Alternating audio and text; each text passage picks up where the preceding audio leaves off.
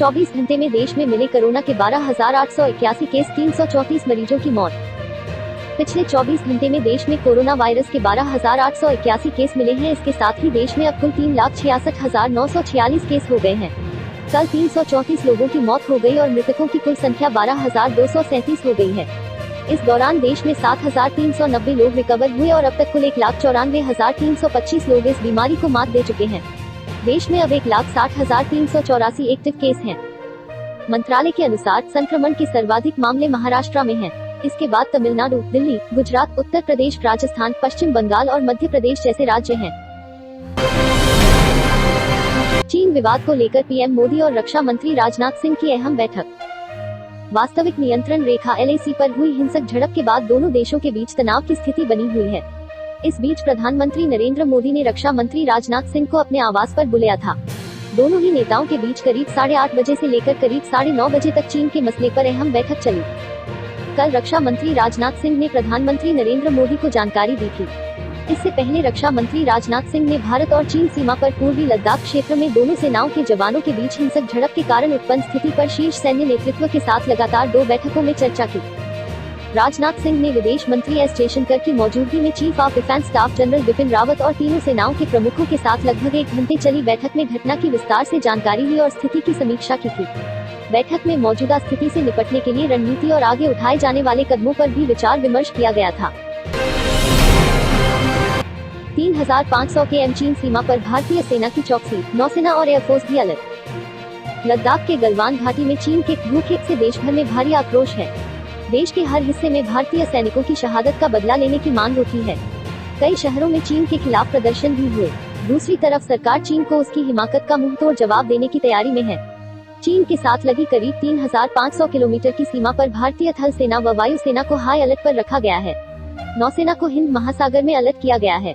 यहाँ चीन की नौसेना की नियमित तौर पर गतिविधियाँ होती हैं। लद्दाख में LAC पर हथियारों का मूवमेंट भी शुरू हो चुका है। इस बीच प्रधानमंत्री नरेंद्र मोदी ने कहा कि भारत शांति चाहता है, लेकिन उकसाने पर हर हाल में यथोचित जवाब देने में सक्षम में है। जवानों का बलिदान व्यर्थ नहीं जाएगा। हमें अपने जवानों पर गर्व है, वे मारते मारते शहीद हुए हैं। इधर दिल्ली में बुधवार को गहमागहमी तेज रही। दिन में CDS व सेना के तीनों अंगों के प्रमुखों के साथ रक्षा मंत्री राजनाथ सिंह की बैठक हुई। रात में प्रधानमंत्री आवास पर एक उच्च स्तरीय बैठक हुई। इस दौरान सैन्य तैयारियों पर भी चर्चा हुई। ठोस कार्रवाई की तैयारी के बीच पीएम मोदी ने शुक्रवार को सभी दलों की बैठक बुलाई है। यह तो तय है कि भारत ठोस कदम उठाएगा। पंपोर में एनकाउंटर, एक आतंकवादी ढेर। जम्मू कश्मीर में पुलवामा जिले के अवंतीपोरा में बुधवार देर रात आतंकियों और सुरक्षा बलों के बीच मुठभेड़ शुरू हो गई। आतंकियों के खिलाफ जम्मू कश्मीर पुलिस और सुरक्षा बलों ने मोर्चा संभाल लिया है। पंपोर के मीज में सेना की जवाबी कार्रवाई जारी है। कश्मीर जोन पुलिस ने यह जानकारी दी। उन्होंने बताया कि ऑपरेशन में अभी तक एक आतंकवादी को मार गिराया गया है। कार्रवाई जारी है। राजस्थान में पारा 47.8 डिग्री। दिल्ली समेत इन राज्यों में 4 दिन पहले पहुंचेगा मानसून। राजस्थान में तापमान के 47.8 डिग्री सेल्सियस तक पहुंचने और चिलचिलाती गर्मी के बीच दिल्ली समेत उत्तर भारत के कई राज्यों के लिए खुशखबरी है। मौसम विभाग के मुताबिक दिल्ली और आसपास के कई राज्यों में मानसून इस बार अपने तय समय से 4 दिन पहले ही पहुंच जाएगा। इसका मुख्य कारण बंगाल की खाड़ी में बने दबाव क्षेत्र और पश्चिम बंगाल के आसपास मंडरा रहा चक्रवाती परिसंचरण है। ये हवाएं 19 से 20 जून तक उत्तर प्रदेश की ओर आगे बढ़ेंगी। मौसम विभाग के क्षेत्रीय अनुमान केंद्र के प्रमुख कुलदीप श्रीवास्तव ने कहा, इससे मानसून को 22 और 23 जून को पश्चिमी उत्तर प्रदेश, उत्तराखंड के कुछ हिस्सों, उत्तर पूर्वी राजस्थान और पूर्वी हरियाणा की ओर से बढ़ने में मदद मिलेगी। उन्होंने कहा कि इसका मतलब यह है कि इस बार मानसून 4 दिन पहले यानी 22-23 जून को दिल्ली पहुंच जाएगा।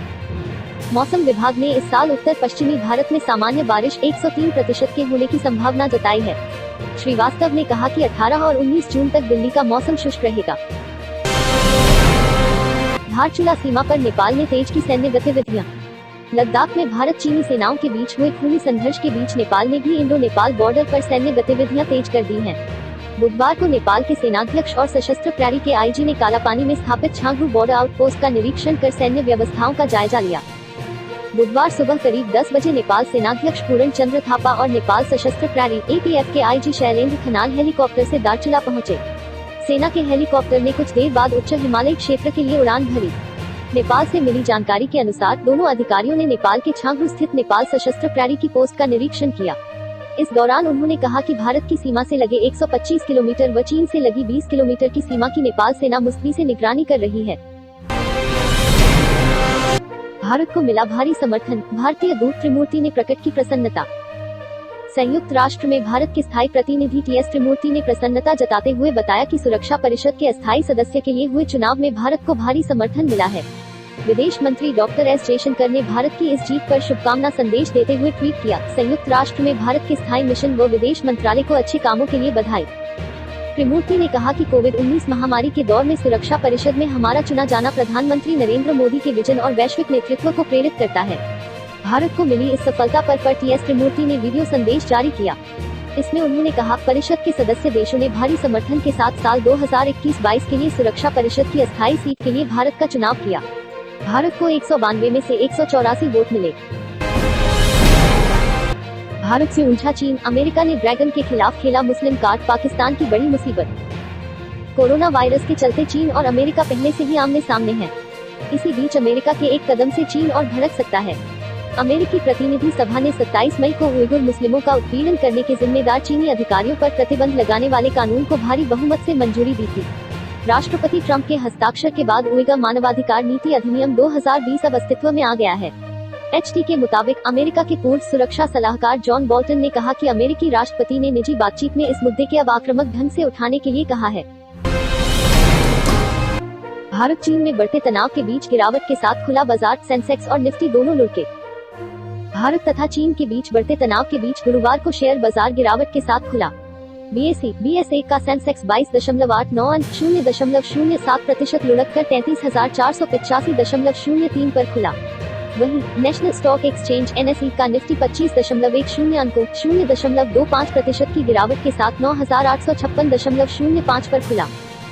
शुरुआती कारोबार में BSE पर 13 कंपनियों के शेयरों हरे निशान पर तथा 17 कंपनियों के शेयर लाल निशान पर कारोबार कर रहे थे। वहीं NSE पर 22 कंपनियों के शेयरों में लिवाली तथा 28 कंपनियों के शेयरों में बिकवाली दर्ज की गई।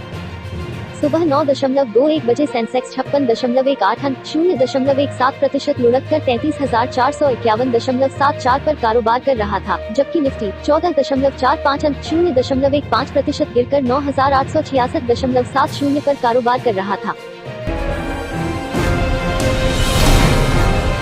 सस्ता हुआ सोना, चांदी महंगी, 24 कैरेट से 18 कैरेट तक के सोने का 17 जून का भाव जाने यहाँ। देश भर के सर्राफा बाजारों में सोने का हाजिर भाव में बुधवार सुबह मामूली तेजी दिखाने के बाद नरम पड़ गया। बुधवार को 24 कैरेट 10 ग्राम सोने की कीमत 163 रुपये गिरकर 47,377 रुपये पर आ गई। वहीं 23 कैरेट सोने का भाव भी 163 रुपये सस्ता होकर 47,187 रुपये प्रति 10 ग्राम पर आ गया है, जबकि 22 कैरेट सोने का मूल्य अब 150 रुपये कम होकर 43,397 रुपये प्रति 10 ग्राम पर आ गया।